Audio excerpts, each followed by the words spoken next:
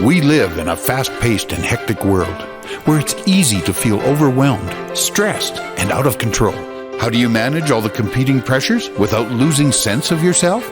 How do you stay focused enough to not only plot a path, but follow it? Welcome to Master Your Life, a show that offers inspiration, insight, and intelligence, as well as success stories from many walks of life that can show you how you can control your own destiny.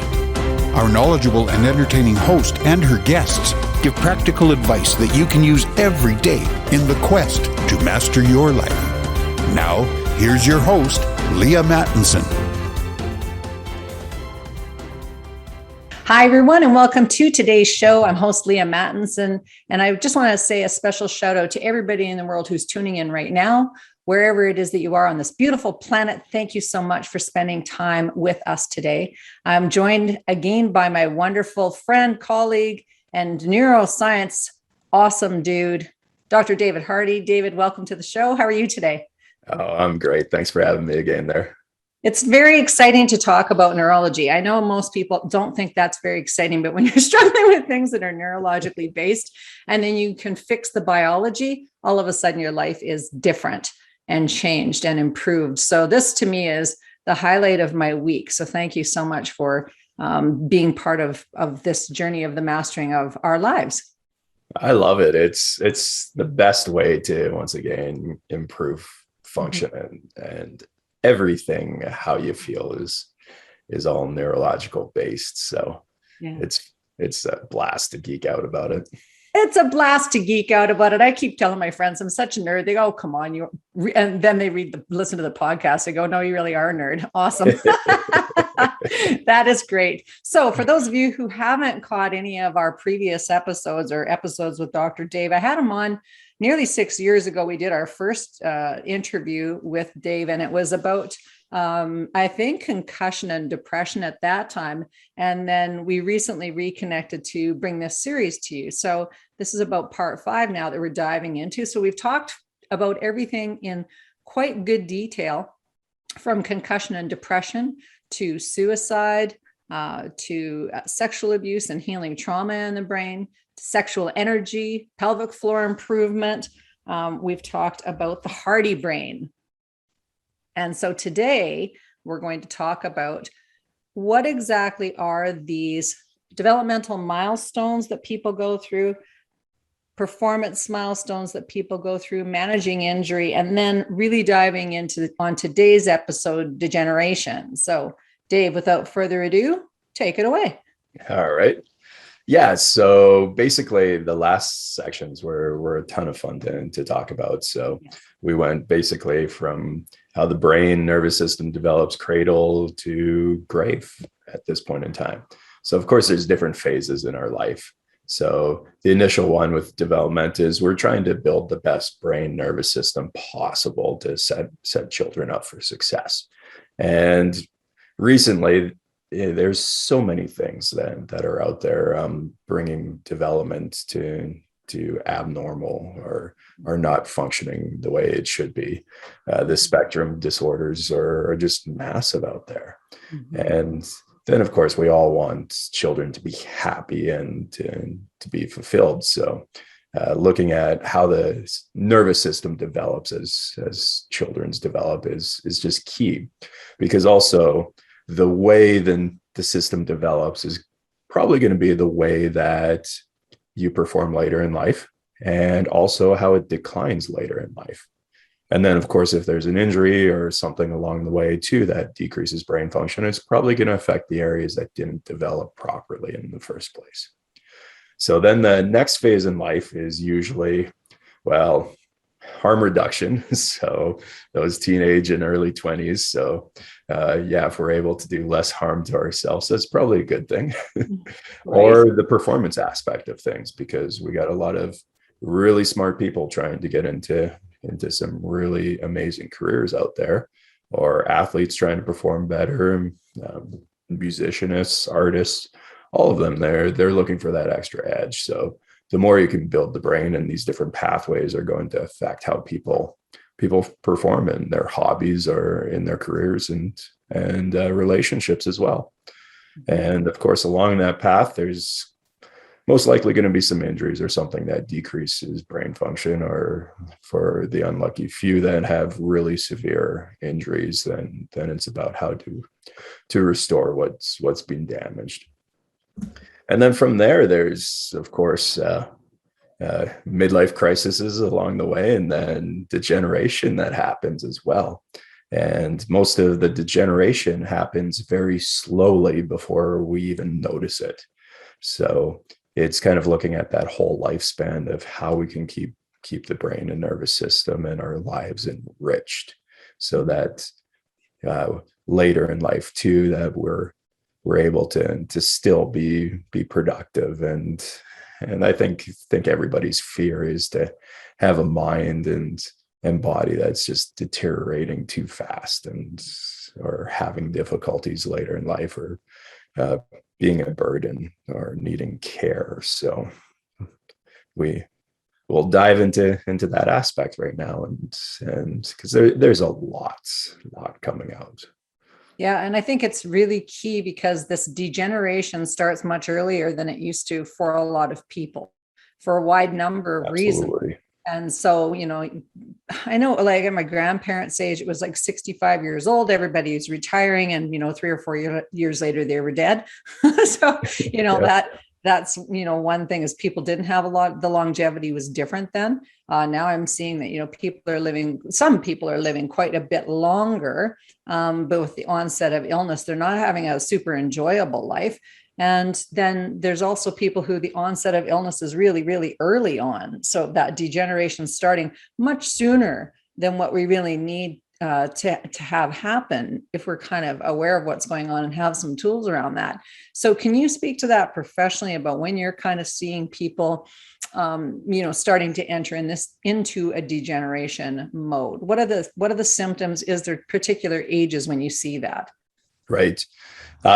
So I've been extremely lucky to follow a lot of the kind of doctors that are working a lot with Parkinson's and other movement disorders that happen. And then when I was practicing in the States too, I would see patients coming in with those disorders, and also kind of early cognitive decline. So people in their 50s or 60s looking to increase their performance, their memory, and enrich their lives at that point in time, because they're noticing things slip. And they haven't been diagnosed with something. And that's actually probably the best time to come in and start doing things, is before you're diagnosed with something, because by the time you fit the criteria for a lot of these disorders, you've had a lot of brain cells die off, and a lot of damage has happened before then. Right. Let's talk about cognitive decline a little bit, because one aspect of it is memory problems, but what are the other aspects or symptoms or things that people might know or notice or experience, or someone who loves them might notice or experience? Right. Basically, the first thing is going to be not being able to learn new tasks easily. And the reason I state that is because we become extremely good throughout decades of practicing the same things over and over again. Right. So by the time we start to lose the functions we're good at, we've probably lost abilities to learn new things, and also the functions that we never really paid much attention to. Oh, I was never really good at that. So I can never really do math. I can never really remember names. So if you start to notice that those start to get worse, that's probably more one of the first signs there. And so much of the brain too is going to be about how we interact with our outside world. So starting to kind of get lost or confused with things, not being able to process sensory information as well. So lights and sounds start to kind of get to you a little bit more. And not being able to move as well is the biggest one. So whenever we think about brain, we always think about, cognition, being able to do something intellectually. But the majority of the brain is to actually take care of our own body and process the information from everything going on around us. Mhm. And the nerves going out of the brain only go to two general areas. They go to muscles and to glands. So if you start to see different things start to deteriorate with those pathways going down, so the biggest ones are going to be posture and gait, how people move and walk. So you're going to start to notice slowness in movements. If you start to notice slowness in movements, you're going to notice slowness in thoughts as well. Mhm. Like with Parkinson's, a few of the symptoms that happen 20, 30 years before the disease is diagnosed is going to be shoulder pain, constipation, and those things are just key. So, and I would also put on there probably once again, kind of center of pressure and those aspects. So once again, that brain function firing down to control movements, both of our body posture and the gut motility, the muscles that move things through our gut, and so that they can be processed, start to decrease. Yeah, gut motility. I love it. Because with having the Huntington's diagnosis in my life and in my family, it's been really important understanding all of those things, like the importance of balance, the importance of being able to chew and swallow, the importance of being able to actually process and digest your food, posture, and losing your balance, looking drunk is what it's diagnosed on, right? So you just kind of go, okay, then you don't want to look drunk. There's like number one, but what are all the things that you need to do to not? And so there's, you can do things to actually restore cognitive function, balance, your internal digestive processes. That's why I use a stand-up desk. A lot of people go, why do you use a stand-up desk all the time? I say, because it makes me very conscious of my posture. I'm always working on my pelvic floor. When I sit down, that's all cut off. Like my kidneys are cut off, my liver function is impaired. So the battery packs of my body are not working, and it is more than just your brain. So you've got to, it's the keeping all those things sort of connected and in harmony. So that you can prevent the onset of symptoms. So to your point, by the time you're there, it's like you're already, it's very, very weak. My dad's 83 and has Huntington's disease. He looks like he looks like he's drunk for sure, right? So at this stage of the game, he's still home though. So we'll talk about why that might be, because the majority of people are either dead or institutionalized by the time they're in their 60s for sure. And sometimes much, much earlier than that. But there's been some very specific things that they've focused on with him. He and my mother have focused on. And now that I'm here helping with his care, is getting him to exercise every day and to walk, like just go for a walk, Dad, use your walker. Even though the weather outside isn't that great, it's like walk loops around the house, up and down the house, around the house. And people go, oh, he does the stairs still? Like, yeah, he still does the stairs. Nice. Exactly. With how danger, being mindful of not pushing it when he's exhausted. But these things are possible. When people go, well, I can't possibly do that. You can. You just have to go, what am I going to do to actually fix things? So sorry, not to hijack the conversation there, but I do want people to think about that they could create what has made a difference in his life for his children, grandchildren, great-grandchildren, is that he can still go out to the garage, hang out with his grandson and great-grandson while they're doing a mechanical thing in the garage and talk to them about the project that they're working on. So he's still engaged in living and in life because he's worked really hard on his brain all the way along. So I think that's incredible, and that other people can do it too. He's not a unicorn, but it's just understanding that once you see these symptoms start to happen, what can you do to actually improve it? Right. Exactly. Yeah. Yes. So back to the mobility and the motility of the body. Yeah, that's key. And like we mentioned Huntington's, we mentioned Parkinson's, they're both movement disorders. And so the other thing is that basically with the brain, everybody thinks decline once again intellectually, but the brain does so many other things, and you can still be sharp in one part of the brain and declining in another part of the brain. Mhm. And with all these movement disorders, you're affecting kind of a part of the brain called the basal ganglia. And like Huntington's is very much with the striatum, basal ganglia, and also the cortex. And we see that in Parkinson's as well. And there's other disorders that affect those areas. And of course, you start to see all this hyperkinetic or excessive movements in these disorders. And people go, well, why would you have excessive movements in a disorder where the brain's declining? Well, in the brain, there's basically different circuits that excite things and different circuits that calm things down and inhibit them. So you've lost the inhibition of different systems. So the brakes are gone. And then you get all these bizarre movements where they shouldn't take place, because then there's this burst of neurons firing that once again would have been told by another part of the brain to not fire, not make that movement. And the key is to fire into these pathways that are responsible for decreasing these movements. And if there's a push-pull, there's basically increased excitation usually to flexor muscles. So flexor muscles, just think about flexing your bicep or something. So if you're decreasing the joint, that's a flexor muscle. If you're increasing it, like a tricep extension, that's going to be an extensor muscle. So you'll see that in the spine. So you'll start to see the shoulders come forward, the head posture come forward as well. And other people say, well, I've always kind of had poor posture. Once again, that's kind of a system that didn't develop the way it should have. And then chances are it's probably going to be one of those systems that decline.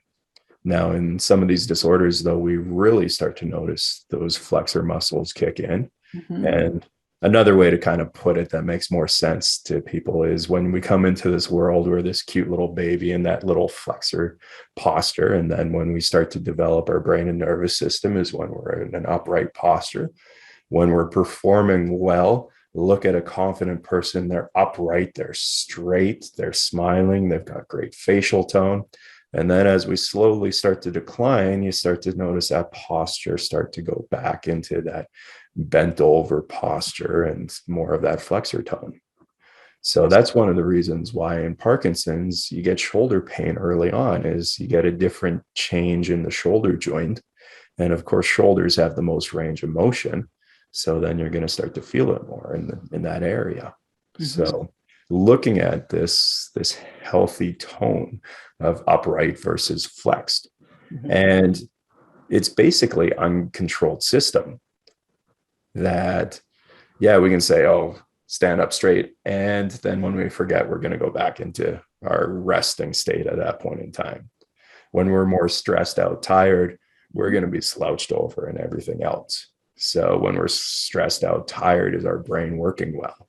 No, it's not. So, but when we change our anatomy, like change that posture, it fixes that stress. It's interesting that they put up with another, right? It's just like when your shoulders are all slumpy and forward, it puts you in a depressed position. For those of you who are only tuning into this podcast, make sure you come to the masteryourlife.ca website so you can watch the video. So you can see us performing our, flexing our muscles and having good posture. Or if you're driving and give the person beside you. Yes, pull over. That's right. That's right. And it's like, so understanding though, that when you're sensitive about your body, that you can notice when you're putting yourself in a mood also, right? So it's like, I'm going to make myself depressed or stressed, that little curly in, I'm going to be empowered. It's like the standing up, getting grounded and rooted, and your neurology changes so fast. So I say to people, they go, I can't change that. I'm like, are you kidding me? You can change things just like that. It's so fast when you're conscious. You can change it in milliseconds. And that's the great thing about the brain and working with neurology. Yes. Is you can see the changes right away. Whereas, muscles, they take longer to regenerate and heal up. And then with labs, well, geez, those can take months if they ever do change. Yeah. And the brain, though, you can see it instantly, because it is just so metabolically demanding that these cells will turn over the gene expression very quickly and make a change to it. And That's so fun. it's great. The other thing with posture, though, is, and if you're able to do this, just bring your shoulders down and flex them forward and try to take in a huge deep breath. All right, now extend the shoulders back, let the traps and neck kind of relax, and try to take in the biggest, deepest breath you possibly can. So you're able to breathe better when you're in an extensor posture as well, versus being slouched over. So one of the two things the brain needs to survive and thrive is going to be fuel and stimulation. So you need the fuel to support the stimulation. Well, fuel is going to be oxygen and glucose or ketone bodies for the brain. Mm-hmm. Well, you start to see these downward cascades too. So one bad thing starts to lead to another bad thing. Mm-hmm. So when we start to get that flexor posture as we decline, you're going to start to notice that the fuel delivery systems don't work as well, and breathing being the key one. Everybody wants to go to diet. Well, diet, you can go days without eating, and well, over a month without eating before bad things happen. And for some of us more. Yeah. And then with breathing, well, you can only go minutes until there's an emergency situation there. Right. So it really is one of the key things to keeping a nice healthy brain is being able to breathe. And then too, that stimulates different centers in the brainstem, which take care of your body as well. So it's got that dual effect.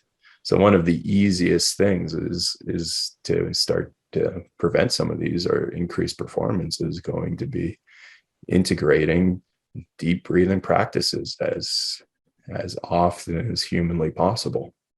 Which is often, because you're breathing all the time, which is good news. Thanks. Right. And yeah, I catch people constantly, just even in my chiropractic office, who breathe shallow up into the neck and upper ribs and have all sorts of pain up there. And then you try to get them to do these deep breathing exercises, and they've realized they can't do it, and then they feel silly. And we've been taught, so indoctrinated, hold your belly in for women, for sure. I don't know if it's the same for men, but there's this whole indoctrination about, definitely suck your gut in, suck your gut in, pull in your belly. It's like, okay, this is the opposite of that. It's like your little hand's going to be on there and your belly's going to be out like a little football as you're breathing. And then as you breathe in and you get good at it, then your belly button goes towards your spine, and you find a whole bunch of other things happening, which is very cool. I love breathing exercises. They're so important exercises. So being conscious about it is really important too. So hot tip. So if you didn't know that, or you're thinking about it differently, make sure that you write it down. Before we get off this, the movement disorder thing, I'd like to move off the movement disorder thing a little bit, because what I think is also pressing really a lot right now in terms of the degeneration is dementia. So a lot of times people won't align Parkinson's or Huntington's disease with dementia, but Alzheimer's, dementias are so rampant right now. It is it's horrific, honestly. It's a horrible disease. Yeah, my grandmother had passed from Alzheimer's when I was maybe elementary or junior high age. So I was able to see that progress as someone pretty young. And yeah, it's absolutely maddening for the person, and then of course all the family members around as well, because you see somebody struggling and declining, and it's just horrible. So yeah. And so is Alzheimer's different than other dementias? Like maybe just to give some sort of a nuanced answer to that, because I think people will wait for an Alzheimer's thing, or they'll go, my grandma had Alzheimer's, I probably am going to get it. Is it a genetic thing? Can you give some more information about that whole subject? Everybody loves to blame their genetics. Right. And the reason is because it's uncomfortable to take control of everything we can. But basically, genetics is turned on, turned off. Mm-hmm. So it's like taking a blueprint and throwing it over the fence in a construction site and saying, build the office building. Right. It doesn't work that way. So there's so many different things that will change gene expression. So genetics will predispose you to different disorders, of course, and make the likelihood of getting them increase. But there's so many other things, lifestyle wise and everything else, that's going to affect our health. So a better analogy is your health is this big bucket, Mm-hmm. and you don't want it to overflow. So the things inside the bucket are going to be your genetics. It's going to be your diet, nutrition. It's going to be your breathing. It's going to be your exercise. It's going to be how many toxins you put into that bucket. It's going to be medication, drugs, alcohol, all of that going into the bucket. And in some cases, it's going to be immune reactions. So viruses, bacteria, other sorts of pathogens, food sensitivities. All of this is going to be in that bucket. And in one person, it might be skewed that, oh, this one's going to increase it 30, 40%, who knows? And in another person, it might be something else that's skewed more to this damage.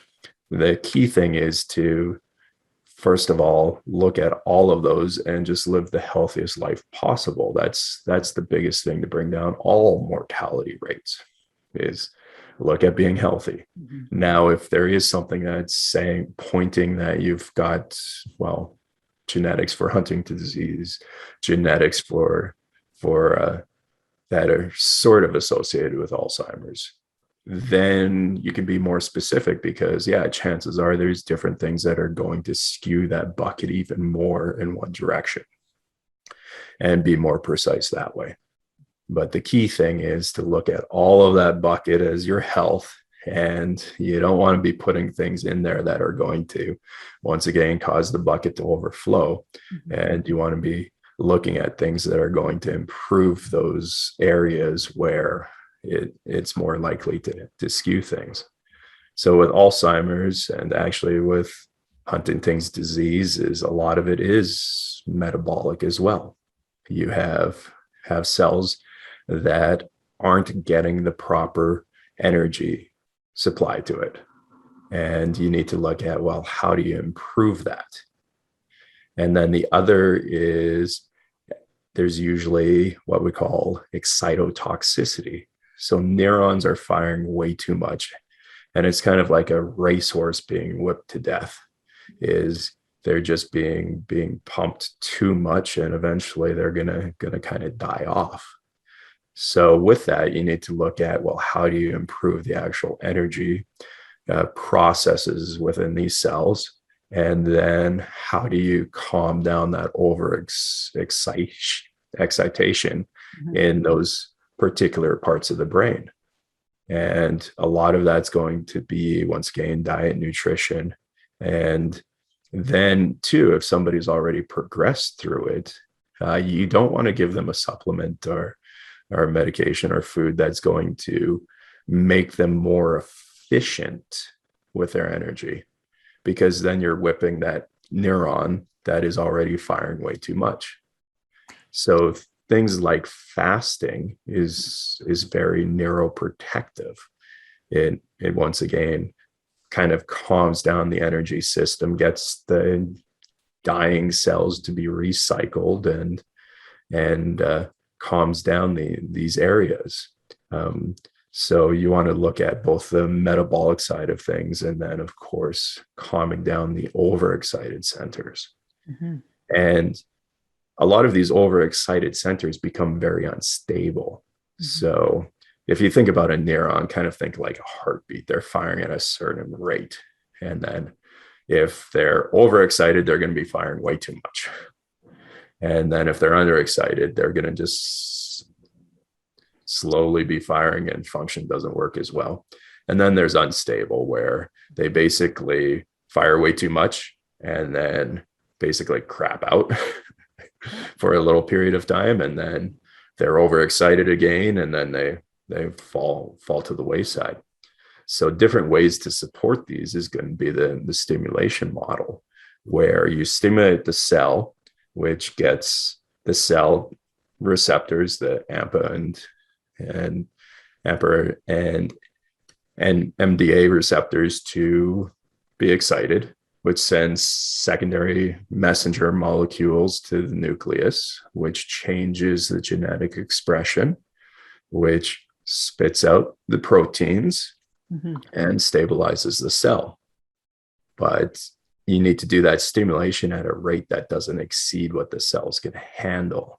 So it becomes that once again, that piece of the puzzle of getting the right stimulation at the right frequency, intensity, duration to actually make a change without exceeding what the person can handle. Yeah, and I think that's what's so important here is that to have the ability to reflect either upon yourself or have somebody or some buddies in your life that actually can help you to look at your own behavior and say, hey, like, don't you think you're a little bit out, like you're going a little too far here in Western culture? And I'll just use myself as an example. Western culture, it's like all no pain, no gain. So I was a bit professional, I was very athletic. I did everything that you could to punish your body. I was like a boot camp aficionado. I did all kinds of training that was really hard on my body until I was 45. And then I broke my feet from poor nutrition and just training too hard.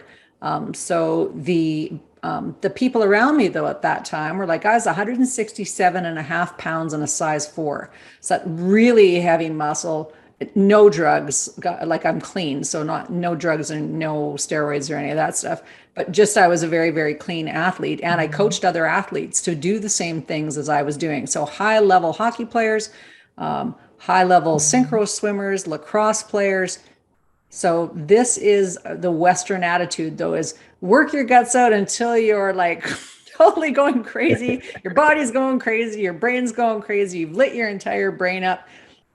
And that's the stimulation. So the group of people around me at that time were like, hurrah. It's like, that's so noble. And man, you're rocking is like, how can you be training these 23-year-old athletes? So while that's very good for maybe for your ego, it's not that great for your body. So when I got hurt significantly enough that I actually had to stop doing that, then I was left with this big gaping hole of, okay, now what do I do?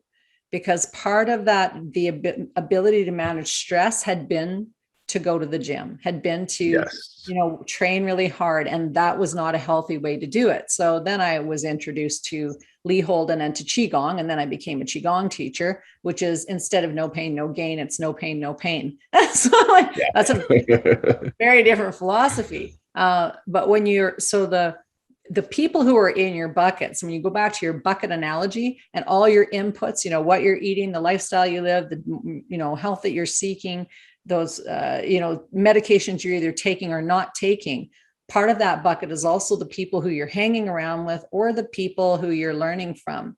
And so if in Western culture and society, it's that whole no pain, no gain, and you've got to strive more and you've got to just do one more step. And if you didn't do the 36,000 mile ultra marathon, then you really don't count.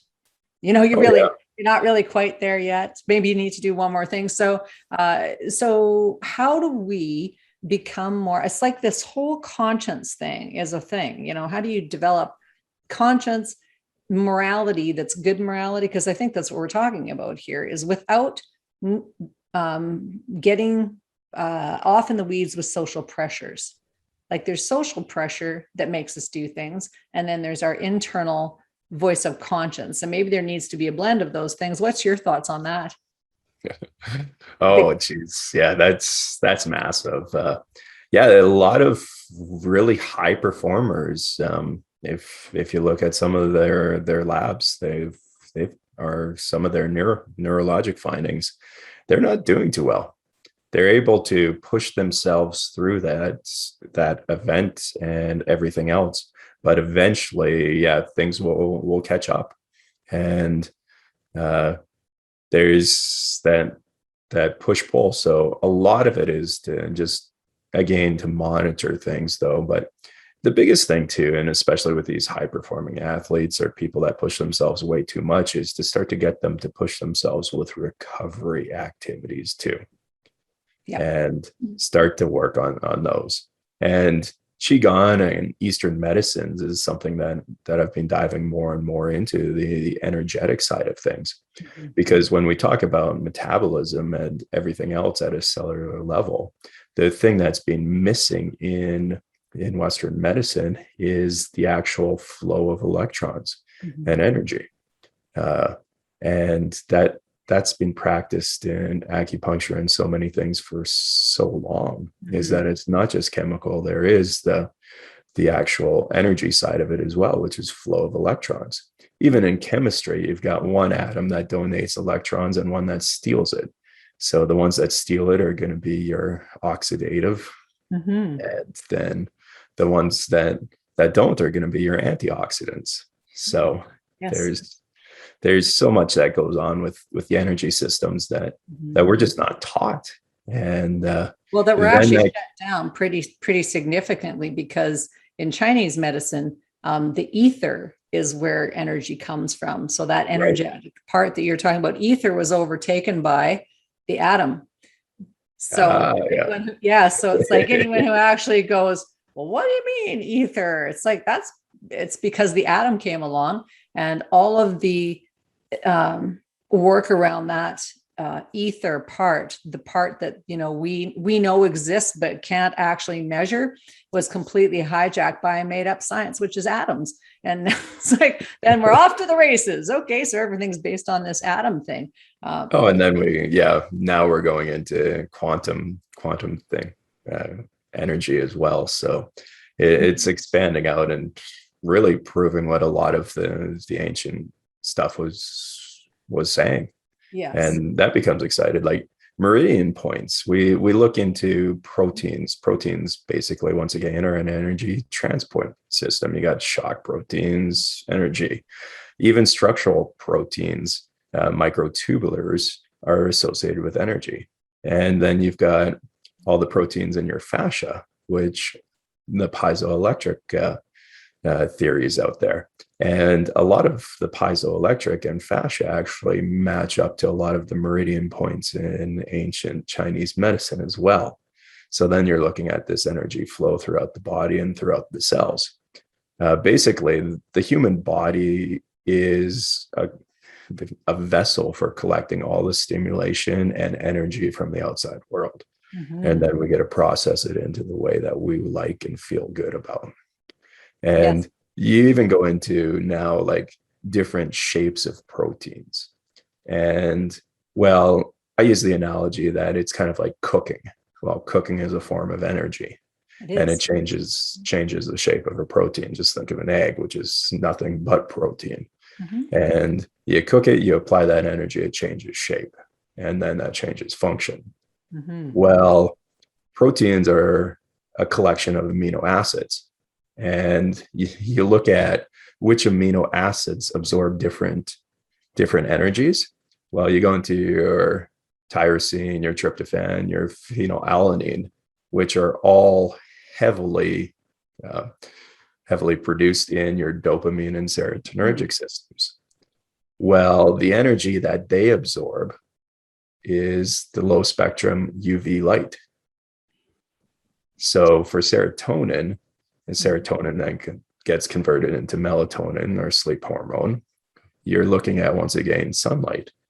And light exciting dopamine, your mesencephalon, your midbrain areas, once again, light is a big factor into it. So sunlight is a nutrient as well. And then, of course, we need to look at, well, what, like in Canada, where you go into this great period of no sunlight. Yes. Well, the Norwegians hacked that long time ago with saunas. So once again, absorbing infrared light and electrons into more energy. And you can go down that rabbit hole too if you really wanted to geek out and follow things more. And then it's the transfer throughout the body with the different energy fields and everything else. Mm-hmm. And then at a genetic level, you can even dive into it more. You got this double helix, which basically looks like a wind chime. Mm-hmm. And then there's theories now on DNA being an antennae and absorbing different energies.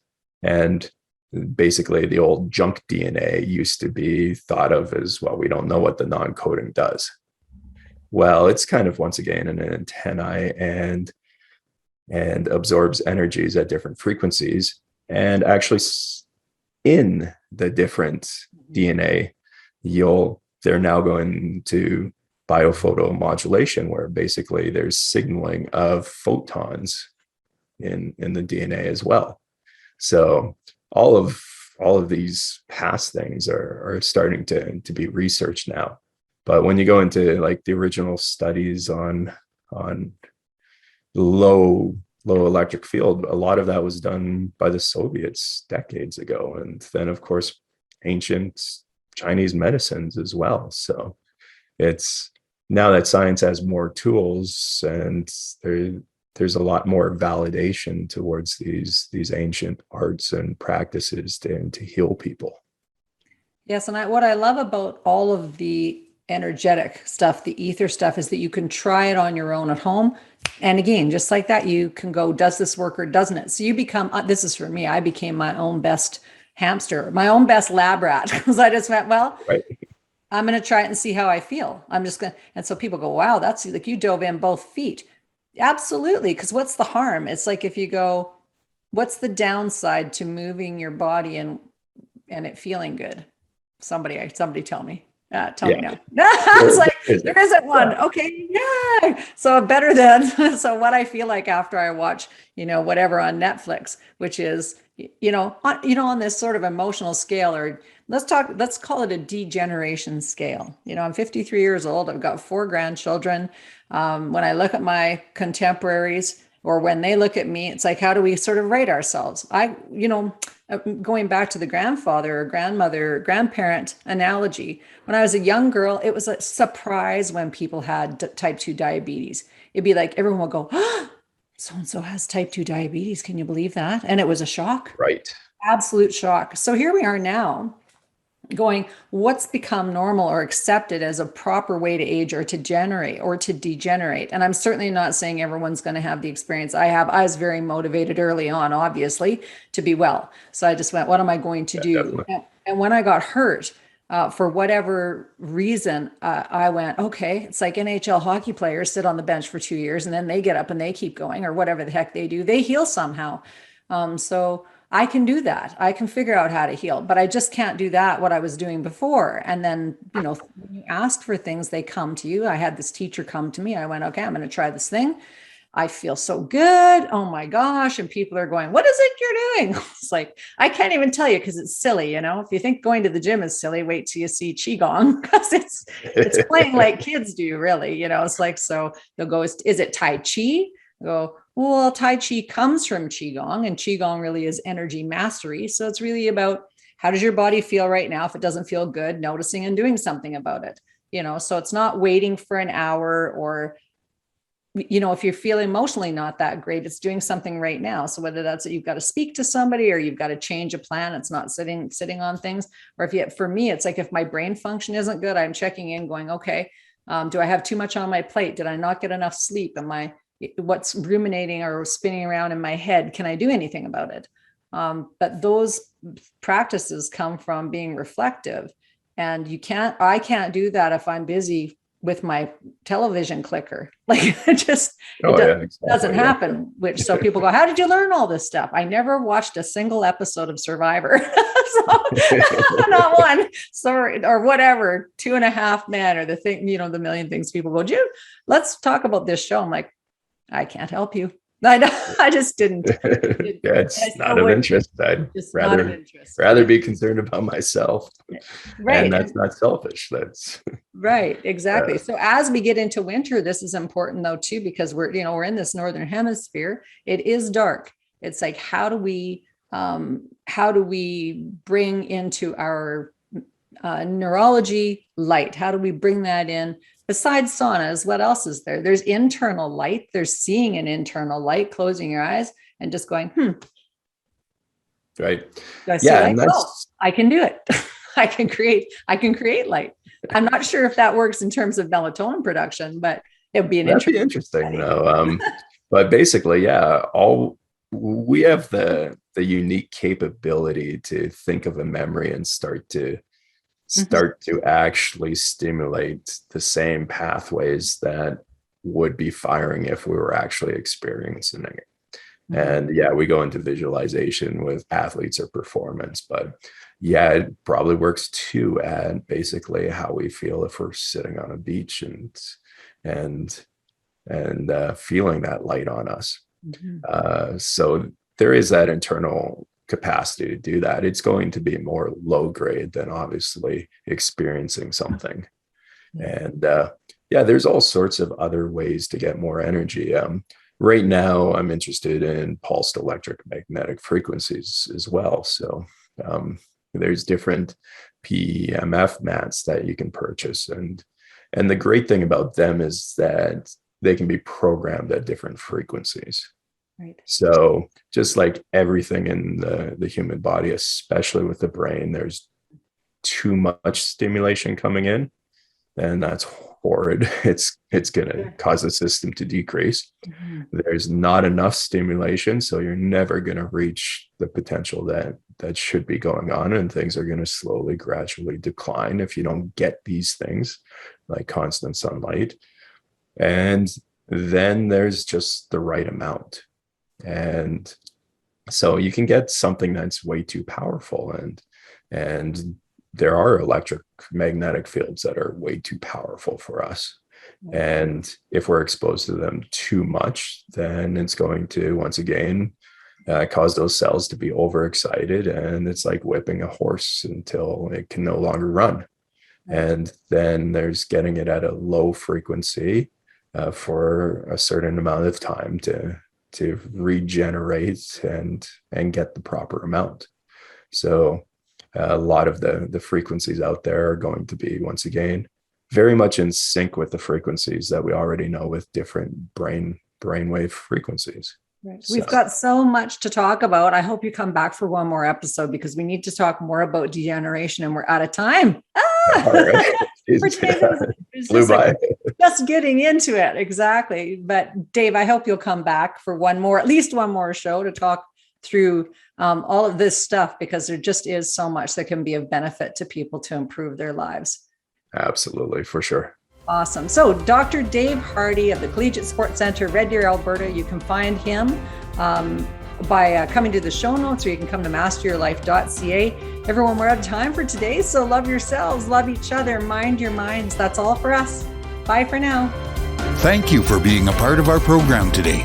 Master Your Life is a presentation of Leaha Mattinson Enterprises, Inc. Join us next time on Master Your Life, helping you to discover the very best of you.